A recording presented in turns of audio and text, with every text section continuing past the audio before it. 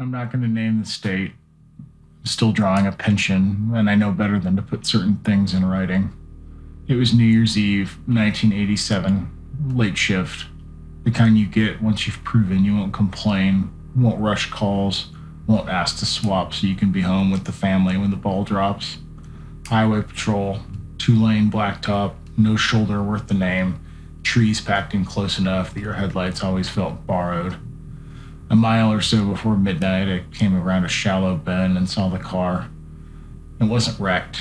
That was the first thing I noticed. No smoke, no angle that suggested panic. Just pulled off halfway, front tires turned slightly toward the trees, as if the driver had intended to go farther, but changed their mind at the last second. Lights off, engine dead, no hazards. The radio dispatch automatically got static, then a half response that cut out. Everyone was stretched thin that night. It didn't worry me. I pulled in behind the car and killed my lights. The quiet came down hard. Not the normal rural quiet with distant engines or wind in the distance. This was heavier, like sound itself had stepped back. Even the ticking of my cruiser cooling felt too loud. I stepped out, frost snapped under my boots. The air burned my nose on the first breath. Brown sedan, late 70s, a little rust at the wheel wells, plates from the neighboring state. I checked the mile marker without meaning to. I already knew. I'd crossed the line less than 60 seconds earlier. I touched the hood, cold, ran my palm along the fender, same. I leaned in, checked the ignition through the window. The keys were still in it. I opened the door. The smell hit me right away. Paper bags, citrus, something sweet and damp. Groceries. Not old ones. Fresh. Milk on the back seat, beating with condensation, slowly soaking into the cardboard tray underneath. Bread stacked carefully on top, not crushed.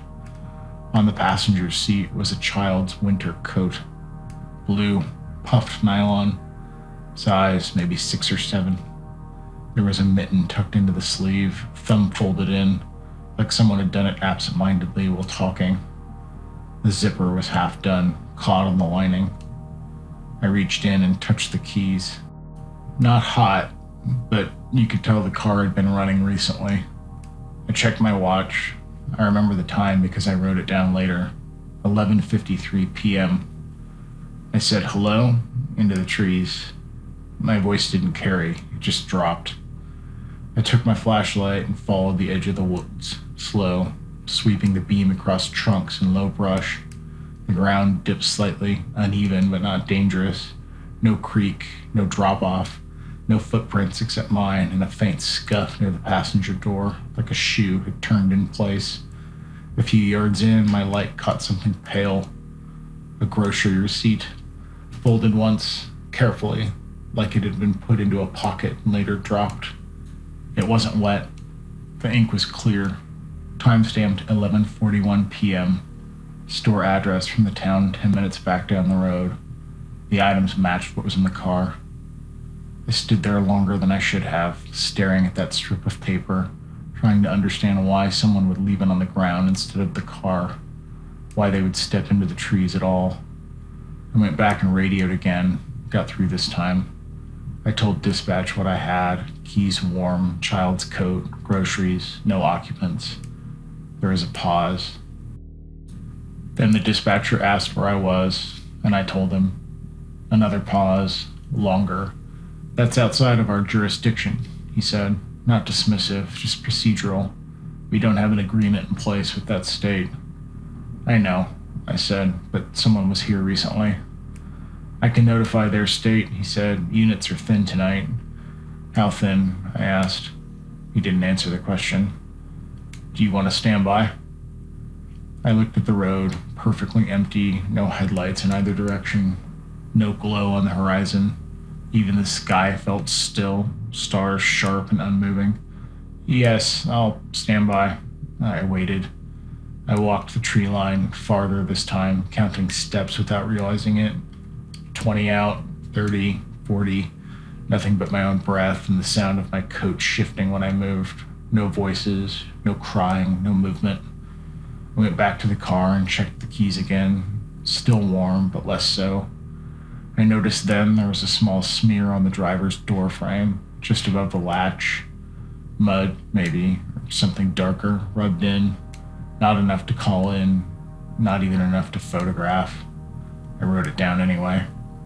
Midnight passed without ceremony. No fireworks.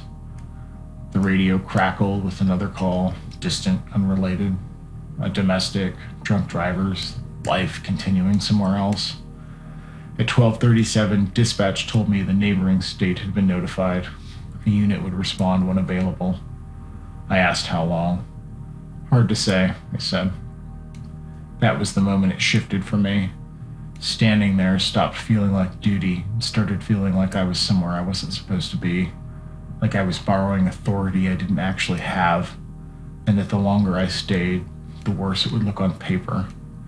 I locked the sedan, logged the plate, noted the contents, wrote no signs of foul play observed, because that was technically true. Arranged for their side to tow it when they arrived. When I pulled back on the road and crossed the marker, I felt it. Relief, immediate and shameful. 2 cars passed me within the next minute, heading toward where I'd just been. I almost turned around. Almost. I didn't. I followed up on the case the next week, called across the line, gave the plate, gave my report number. The officer on the other end went quiet, then said he didn't see it in their system yet. I mailed copies of my notes on carbon paper, old habit. Months later, I called again, different voice. He said the vehicle had been processed as abandoned, no missing persons report tied to it, no child reported missing that matched the coat. Kids forget coats, he said. People walk away from cars all the time. I asked about the receipt, the timestamp.